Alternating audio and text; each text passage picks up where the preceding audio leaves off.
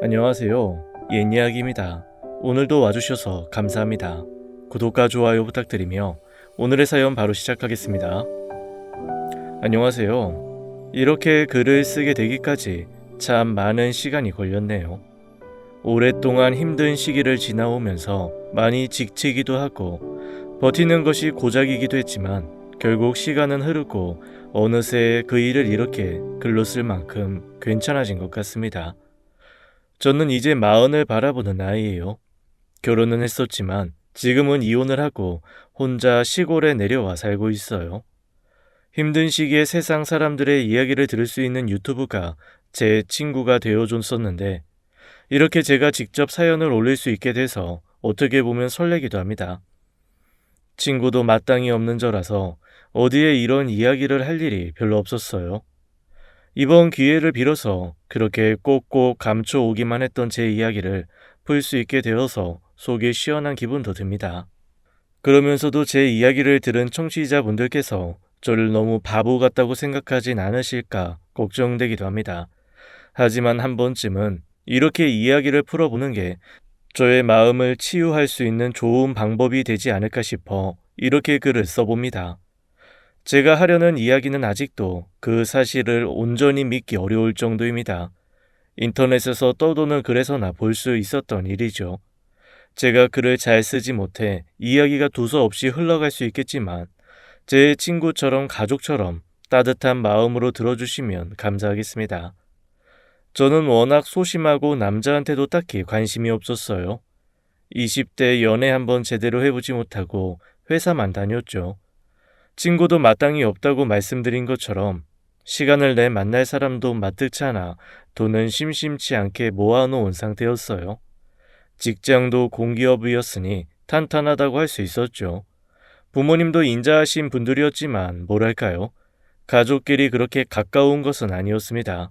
조금 개인주의적인 성향이 있는 가족들이다 보니 고민이 있다고 해서 가족들에게 털어놓는 일은 없었죠.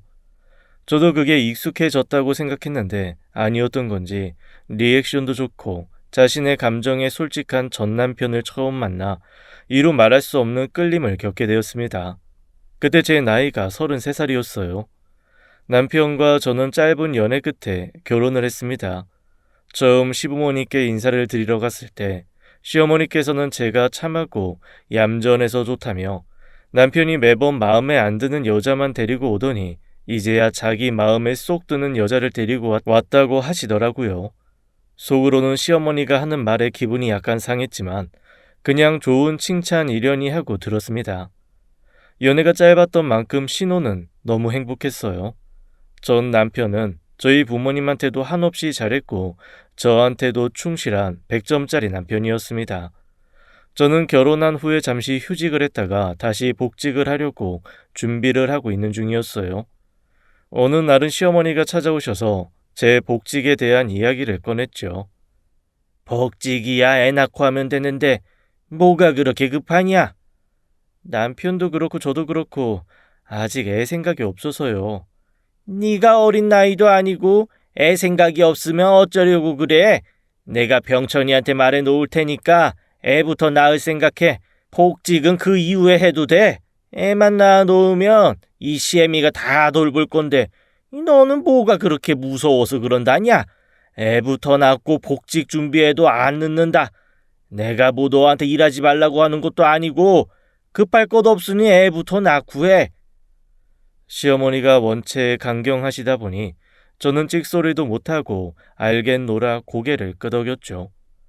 전 남편이 돌아오고 나서 이 얘기를 꺼내니 남편도 시어머니 말씀이 틀린 것 없다는 식이더라고요. 지금 생각하면 참 바보 같았네요.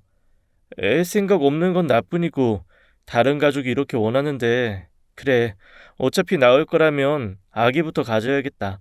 애 낳고 복직해도 늦지 않겠지. 라는 생각을 했었죠.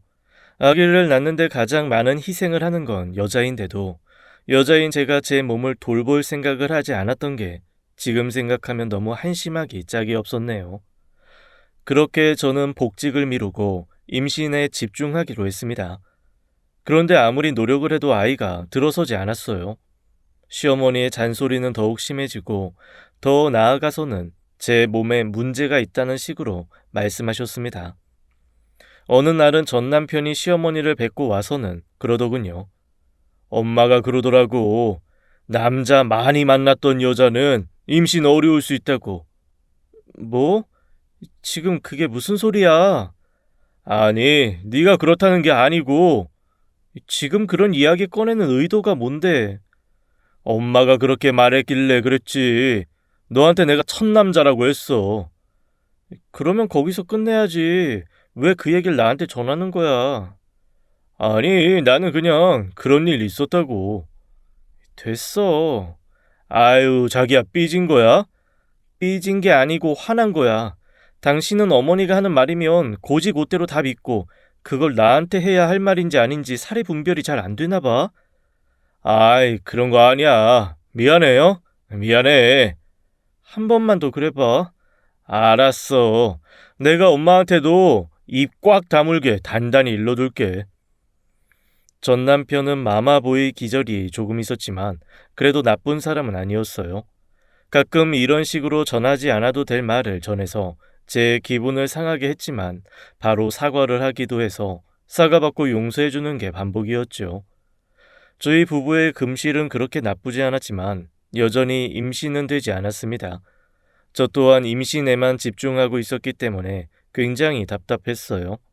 시어머니의 재촉과 제 안에서 오는 스트레스가 심해질 때쯤 여러 고민을 거듭하다가 불임 클리닉에 가게 됐습니다. 그럴 리 없다고 생각했지만 혹시 모르는 일이니 남편과 함께 검사를 받았죠. 그리고 정말 청천벽력 같은 이야기를 들었습니다. 남편에게는 문제가 없었지만 저에게 문제가 있다는 이야기였어요. 저는 어렸을 때부터 배란 일이 일정하지 않았던 데다가 공기업 취업을 준비하면서 오랜 기간 피임약을 복용했습니다. 월경을 할 때 컨디션이 안 좋았기 때문에 공기업 준비를 하는데 시간을 허비하고 싶지 않았었거든요. 그런 것들이 원인이 되었을 수도 있다고 하는데 제 과거의 시간을 자랑스럽게 생각했던 게 모두 한 번에 무너지는 듯 했습니다. 결과를 듣고 남편과 돌아오는 길에 둘 다 아무 말도 하지 못했습니다. 제가 겨우 미안해 라고 하는 말에 전 남편은 네 잘못 아니야 라고 말해줬어요. 정말 좋은 남편을 뒀다는 생각이 들었죠. 처음 결과를 들은 날에는 비교적 담담했습니다. 그런데 이내 제가 아이를 갖지 못하는 몸이라는 사실에 참을 수 없는 우울감이 몰려들곤 했어요. 전 남편과 한마디도 하지 않는 날이 많아졌고 때로는 침대에 누운 상태로 밥도 먹지 않고 그냥 가만히 누워 있는 날도 있었습니다. 시어머니는 소식을 들었는지 저에게 전화를 걸어 모진 말을 쉴 새 없이 쏟아내기도 했지요. 이런 것들이 전부 스트레스로 작용해 저는 걷잡을 수 없는 우울감에 빠졌습니다. 네가 불임인 걸 알았다면 결혼 안 시켰을 거야. 내가 전생에 무슨 죄를 지어서 너 같은 애를 며느리로 들였는지 모르겠다. 애도 못 갖는데 내 아들 그만 고생시키고 놔줘라. 예, 듣고 있니? 전 남편에게 시어머니 문제로 화를 낼 힘도 없었죠. 전 남편은 처음에는 저의 우울감을 이해해 주는 것 같더니 어느 순간부터 제 우울감을 못 견뎌하는 것 같았습니다. 최대한 집안일을 하려고 했지만 이전처럼은 할 수 없었고 전 남편은 집에 오자마자 한숨을 내쉬곤 했습니다. 집안 꼴이 이게 뭐야. 퇴근하고 오면 나도 좀 편하게 쉬고 싶어. 미안해. 정신이 없어서. 집에만 있는데 정신이 왜 없어? 그냥 자꾸 멍해져서. 내일 클리닝 서비스 부를 거야. 미안해. 그러던 어느 날 시어머니에게 전화가 왔습니다. 중요한 이야기가 있으니 지금 집으로 오시겠다고 하셨죠. 중요한 이야기라고 해봐야 또 이혼 이야기를 꺼낼 것이 분명했습니다. 아무리 시어머니가 이혼을 종용하고 제가 지금 너무 힘든 시기를 지내고 있다고는 하지만 저는 이혼할 생각은 조금도 없었어요. 이 시기도 잘 이겨낼 수 있다고 막연하게 생각했으니까요. 곧 도착한 시어머니는 전에 없던 밝은 표정을 짓고 계셨어요. 병찬이랑 너랑 이혼할 생각 없다고 하고 너도 이혼 생각일랑 하지도 않는 것 같으니 내가 혼자 열심히 고민을 해봤다. 아이 입양하는 건 어떠냐? 생각지도 못한 이야기는 아니었어요. 저 또한 아이를 꼭 키우고 싶었기 때문에 다양한 생각을 하기는 했었죠. 그런데 시어머니 입에서 나올 말이라고는 생각하지 못했습니다. 절대로 반대하실 거라고 생각했었거든요. 입양이요? 그래, 그래. 이 병찬이한테도 은근히 물어보니까 좋다고 하더라고. 내가 아는 사람이 입양센터에 일을 하는데 이 불임 부부한테 신생아 입양을 많이 주선한다더라. 신생하면 내 아이 갖고도 좋지 않겠냐? 아직은 잘... 아니, 애 없이 어떻게 부부로 살겠다고? 부부는 아이로 완성되는 거야. 아이가 없으니 완전한 부부가 아니라니까. 시어머니 말씀에 동의한 건 아니었지만 저는 그때 무언가를 더 깊게 생각할 만큼 정신적으로 건강하지 못했어요. 시어머니에게 조금 더 생각해 보겠다고 말씀을 드렸습니다. 아이, 내가 이미 입양할 만한 애를 골라왔다니까. 태어난 지도 얼마 안 됐고. 이거 보렴. 이거. 시어머니가 보여준 사진에는 이제 막 눈을 뜬 것 같은 아주 작고 귀여운 아기가 천에 돌돌 말려 누워 있었습니다. 이렇게 말해도 될지 모르겠지만 저는 그 사진을 보고 한눈에 반해버리고 벌컥 눈물이 나왔어요. 아이를 갖지 못하는 저에게 내려온 천사같이 느껴졌죠.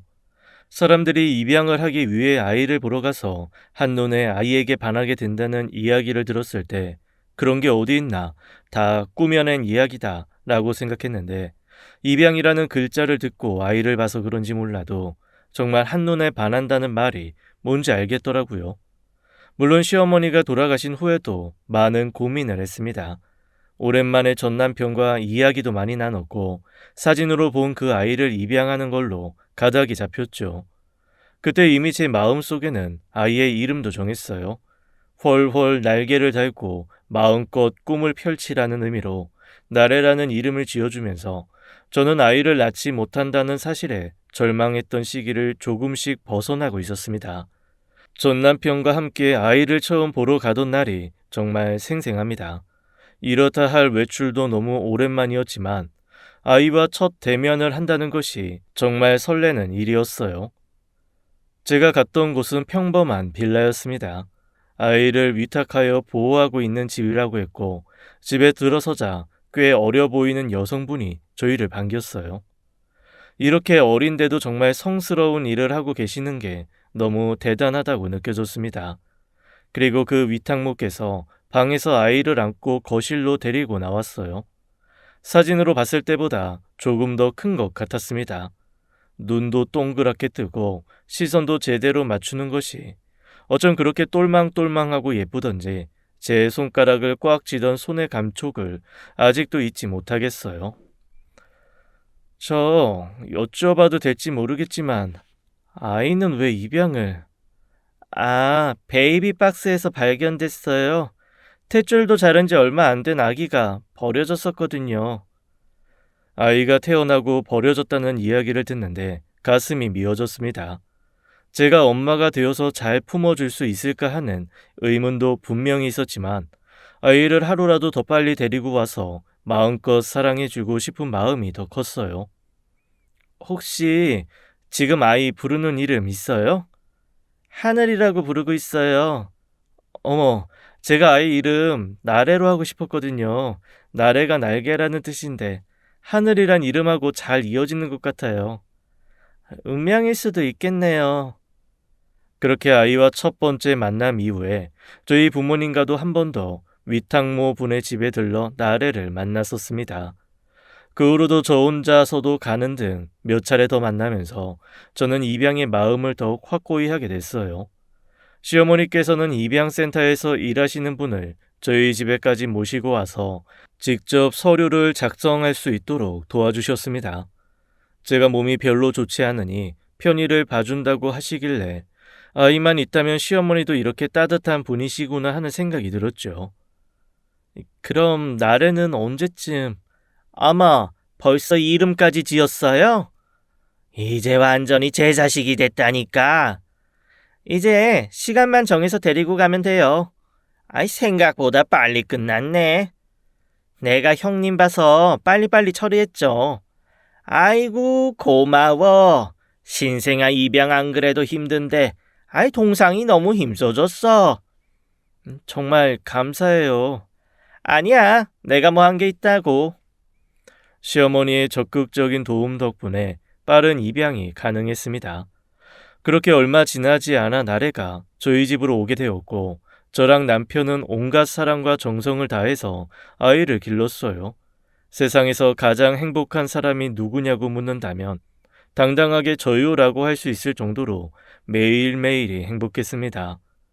나래가 처음으로 엄마라고 정확히 말하며 제 볼에 작은 손을 댔을 때는 감정을 주체할 수 없어서 눈물을 쏟아버렸어요. 전 남편은 제게 주책이라고 했지만 전 남편 또한 매우 기뻐하는 기색이었죠. 물론 아빠라는 말은 한참 뒤에 하는 바람에 전 남편이 살짝 삐지는 것도 저한테는 너무나도 행복한 경험이었습니다. 그렇게 매일이 행복한 나날이 이어졌어요. 그 행복이 산상조각난 건 가장 행복해야 할 나래의 두 돌 때였어요. 정신이 없는 탓에 나래의 첫돌 잔치를 해주지 못해 두 돌 잔치를 조금 크게 하자고 했거든요. 지금까지 다녀본 돌잔치에서는 안 우는 아이를 본 적이 없는데 나래는 마냥 밝게 웃고 저만 펑펑 우는 참 웃기고 이상한 돌잔치였죠. 지금 생각해도 바보 같고 우습네요. 돌잔치가 막바지에 다다랐을 때쯤 저기 멀리 익숙한 얼굴의 여성분이 보였습니다. 저희 나래를 위탁 보호해주던 분이셨어요. 저기 안녕하세요. 남편이 초대장을 보냈나 보네요. 죄송해요. 제가 정신이 없어서 초대장을 깜빡했어요. 너무 고마우신 분이라서 꼭 보내드렸어야 하는데. 네, 저기 하늘이, 아니, 나래 아기는... 뭔가 위탁무 분이 그전과는 다른 분위기더군요. 그전에는 조금 밝고 젊은 분위기였다면 지금은 조금 피폐해지고 넋이 나간 것처럼 느껴졌습니다. 시간이 꽤 지나기도 했으니 분위기야 변할 수 있다고 가볍게 생각했죠. 나래는 남편이... 여보! 마침 남편이 시야에 보이길래 전 남편을 불렀는데 전 남편이 위탁모 분을 보고 눈에 띄게 놀라더군요. 전 남편이 아닌 시어머니가 이분을 불렀을 거라는 생각이 들었습니다. 뭐 어찌됐던 저희에게 중요한 분이니 초대를 했어야 하는 게 맞았죠. 시어머니한테는 나중에 신경 써주셔서 감사하다고 전달이라도 해야겠다는 생각을 했어요. 우리 나래 보호해주시던 위탁모시잖아. 기억하지. 응, 여기까지 와주셨어. 너무 감사해요, 정말. 아니요, 아이도 보고 싶고. 아유, 그럼요. 나래 안아보실래요? 많이 컸어요. 네? 나래야, 여기 이모한테 가볼래? 아니, 저기 괜찮은데. 아니에요. 우리 나래한테도 얼마나 중요한 분이신데요. 자기야, 엄마가 부르던데. 알았어. 그럼 이만. 자기야, 잘 모셔다 드리고 와. 얼른 가봐. 시어머니에게 가니 시어머니가 마침 잘 왔다면서 저한테 답례로 나눠드리고 남은 떡을 차에 좀 실어 놓으라고 하더라고요. 떡을 들고 주차장으로 가는데 주차장 한켠에서 큰 소리가 들렸습니다. 왠지 전 남편 목소리 같이 들려서 떡을 그대로 든 채로 목소리가 들리는 쪽으로 천천히 발걸음을 옮겼어요. 사람의 직감이란 참 무섭죠. 소리를 내서도 안 될 것 같았고 그 무언가 아주 잘못됐다는 기분이 들었습니다. 천천히 걸어가자 금세 목소리가 선명히 들릴 정도로 가까워졌어요.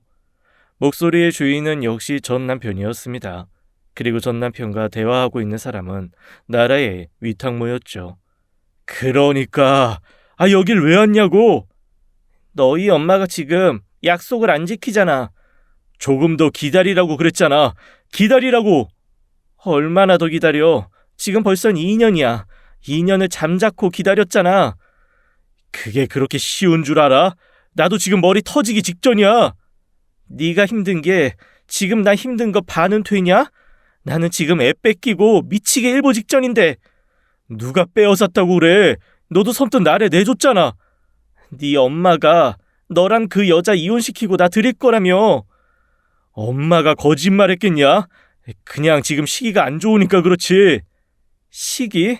하늘이 돌잔치까지 하면서 시기?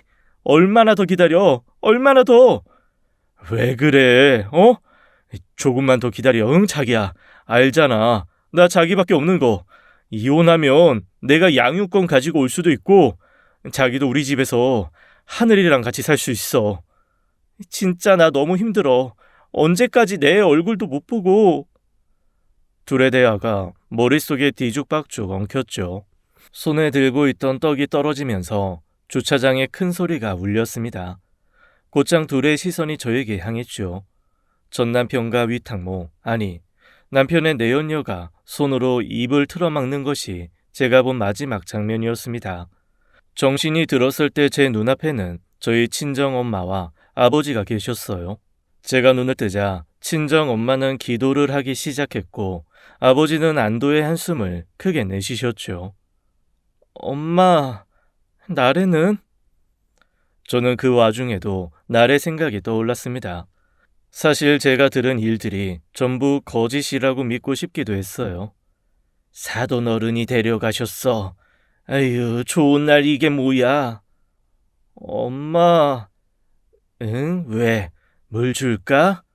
엄마, 나 어떡해? 앞서 말씀드렸던 것처럼 저희 집은 원체 개인주의 성격인지라 저 또한 친정엄마에게 크게 약한 소리를 하지 않았어요. 임신이 잘 되지 않는다고 한 것도 지나가는 소리로 가볍게 이야기했고 불임이라는 이야기도 담담하게 이야기했었죠. 그런데 이것만큼은 참을 수 없었습니다. 누군가 어떻게 하라고 말해주길 바랬어요. 누군가 정신 차리라고 제 머리라도 한 대 때려주길 바랬습니다. 어머, 왜 울어? 응? 어머, 여보, 이 왜 이래? 제가 우는 모습에 친정 엄마도 많이 낯설었을 거예요. 제가 울음도 제대로 삼키지 못하고 주차장에서 들었던 이야기를 털어놨습니다. 친정 엄마와 아버지 모두 아무 말도 못하셨어요. 그저 제 손을 꼭 잡아주셨죠. 저는 안정이 필요한 상태라서 하루 더 입원을 하기로 했어요. 제 등살에 친정엄마와 아버지가 돌아가시고 나서 저는 가만히 누워서 이제 어떻게 해야 할지 고민했습니다. 그러다가 저녁 시간이 훌쩍 지나서 병실에 시어머니가 오셨어요. 제가 들은 이야기가 사실이 아니라고 말해 주실 거라고 생각했는데 제 예상을 정말 벗어나는 말을 하셨습니다. 네가 다 이해하고 살거라. 네? 아이, 어차피 너는 임신도 못하는 몸이고 나는 내 핏줄 아닌 새끼는 못 키우는 몸이니 마침 첩이 애를 뱉다기에 내가 오묘한 수를 짜냈는데 뭐가 그렇게 나쁜 일이냐? 지금 그게 말이 된다고 생각하세요? 말이 안 될 건 또 뭐라냐? 네 남편 핏줄이면 너도 더 정가지 않더냐? 좋다고 울고불고 짤 때는 언제고 그냥 똑같은 입양인 건데 왜 유난을 떨어 떨기를. 그냥 별일도 아니다. 그냥 같은 입양이다 생각하고 살거라. 그게 그런다고 그렇게 되는 게 아니잖아요. 남편은 심지어 그 여자랑 바람을 피우고 있는 거잖아요. 이게 어떻게 일반적인 입양이랑 같다는 말씀이세요? 아니, 남자가 한 여자한테 평생 목을 매라는 거냐? 그것도 애도 못 가지는 반쪽짜리 여자한테. 그래, 이혼하려거든 하거라. 대신 합의 이혼해. 나는 땡전 한 푼 줄 생각 없으니. 제가 뭐라고 더 말할 수 있었겠어요. 그냥 입을 꼭 다물고 말았습니다.